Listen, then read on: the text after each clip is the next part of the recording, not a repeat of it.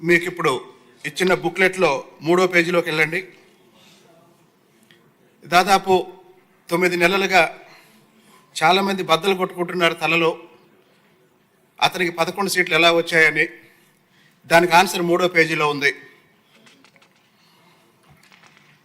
ఏ పాఠశాలకు వెళ్ళినా వందే మాతరం, జనగణమన మీరు వినుంటారు.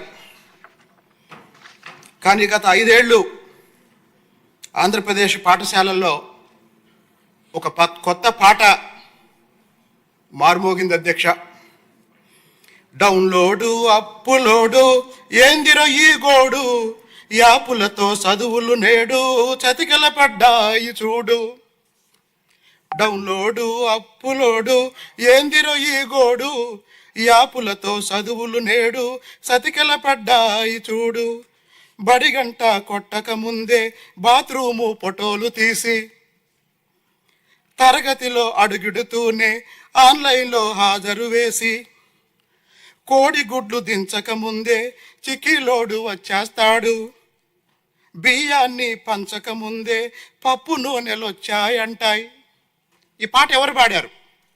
ఎవరు పాడారో 3వ పేజీ ఓపెన్ చేయండి. 3వ పేజీలో 4వ పాయింట్,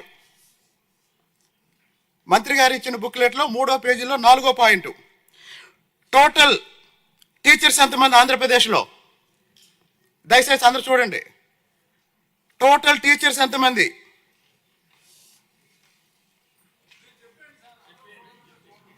మూడో పేజీ 4వ పాయింట్. టోటల్ టీచర్స్ ఎంతమంది? 3,13,112 కూడండి. 3,13,112 కూడండి. ఎంత వచ్చింది చెప్పండి. టైం లేదు. 11 వచ్చింది. అంటే ఆంధ్రప్రదేశ్లో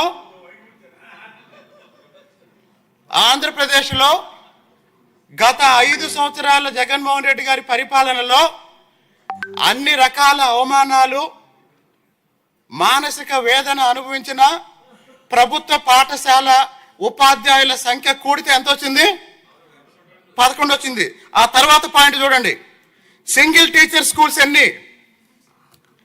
12,112 కూడితే ఎంత వచ్చింది? మీరు చెప్పండి సార్, అంత టైం లేదు ఇక్కడ. కూడితే ఎంత వచ్చింది? అది కూడా 11 వచ్చింది. అది కూడా 11 వచ్చింది.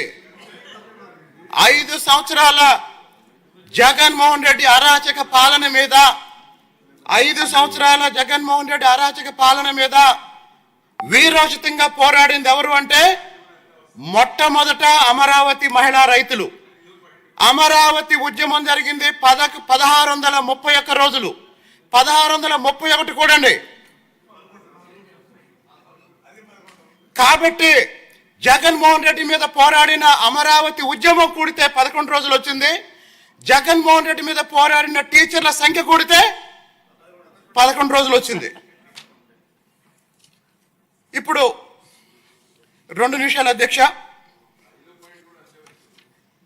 మంత్రివర్గ ప్రమాణ స్వీకారం అయిపోయిన తర్వాత, శాఖల కేటాయింపు ప్రకటన వచ్చిన తర్వాత చాలామంది ఆశ్చర్యపోయింది ఎక్కడంటే లోకేష్ గారి శాఖ చూసి, విద్యాశాఖ. మరి ఇప్పుడు విద్యాశాఖ ద్వారా ఈ రాష్ట్రానికి లోకేష్ గారు ఏం చేయబోతున్నారు అనేది ఇందాక చీఫ్ విప్ గారు ఒక మాట అన్నారు. అదేంటంటే చంద్రబాబు నాయుడు గారు 5 సంవత్సరాల అరాచకం తర్వాత రాష్ట్ర పునర్నిర్మాణం కోసం పాటుపడుతున్నారు అని. నాకు అర్థమైంది ఏంటంటే economic and administrative reconstruction of Andhra Pradesh, economic and administrative reconstruction of Andhra Pradesh, this responsibility is taken by Chandrababu Naidu garu. Socio cultural reconstruction of Andhra Pradesh, this responsibility is taken by honourable minister Lokesh garu. కాబట్టి సాధారణంగా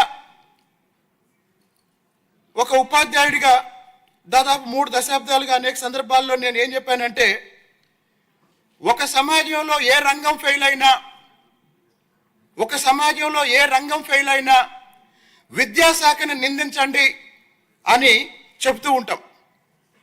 మరి ఈరోజు ఆంధ్రప్రదేశ్లో ఎందుకు ఇంత దారుణమైన పరిస్థితి ఉంది అన్నప్పుడు ఇంకొకటి, గత కొన్ని నెలలుగా విద్యాశాఖ నుంచి వస్తున్న ప్రకటనల్లో నాకు బాగా నచ్చిన ఒక ప్రకటన ఏంటంటే ఏపీ మోడల్ ఆఫ్ ఎడ్యుకేషన్ గురించి మాట్లాడుతున్నారు. AP model of education, it is giving a lot of confidence. ఎందుకంటే చాలా మందికి తెలియదు, మన రాష్ట్రం నుంచి కొన్ని వేల మంది ఊటీ వెళ్తున్నారు, ఇతర రాష్ట్రాలకి ఇతర ప్రాంతాలకు వెళ్తున్నారు, కొన్ని లక్షల రూపాయలు ప్రతి సంవత్సరం ఫీజుల రూపంలో చెల్లిస్తున్నారు, కొన్ని కోట్ల రూపాయలు ఇతర రాష్ట్రాలకి మన సంపద తరలి వెళ్తుంది. అదే ఆంధ్రప్రదేశ్నే ఈ దేశంలో విద్యారంగానికి ఒక మోడల్గా మార్చగలిగితే through quality education, Chandrababu Naidu గారు రెగ్యులర్గా చెప్పే విషయం ఏంటంటే నాలెడ్జ్ సొసైటీ. ఇప్పుడు విద్యాశాఖలో తీసుకొస్తున్న ఈ మార్పుల ద్వారా పేదరిక నిర్మూలన కోసం మనం P4లో ఏవైతే మాట్లాడుతున్నామో ఆ లక్ష్యాలన్నీ సాధించవచ్చు. మరి ఇందాక నేను చెప్పిన ఉపాధ్యాయుల ఇబ్బందులకు సంబంధించి గతంలో మరి 5 సంవత్సరాలు జగన్మోహన్ రెడ్డి ప్రభుత్వంలో ఉపాధ్యాయుల పరిస్థితి ఏంటంటే, బయాలజీ టీచర్ ఏమో బాత్రూమ్ ఫోటోలు తీశారు, కెమిస్ట్రీ టీచర్ ఏమో కిచెన్లో ఉప్పు పప్పు డిస్ట్రిబ్యూట్ చేశారు, తెలుగుదేశం వచ్చాక లేద్దామని తెలుగు టీచర్ నిద్రపోయాడు. తెలుగుదేశం వచ్చాక లేద్దామని తెలుగు టీచర్ నిద్రపోయాడు, ఎందుకంటే ఇంగ్లీష్ మీడియమే కదా. అలాగే మరి మ్యాథ్స్ టీచర్ ఏం చేస్తున్నాడు? మ్యాథ్స్ టీచర్ మద్యం షాప్ దగ్గర మ్యాన్షన్ హౌస్ లెక్కలు రాసుకుంటున్నాడు. మరి ఈ పరిస్థితుల్లో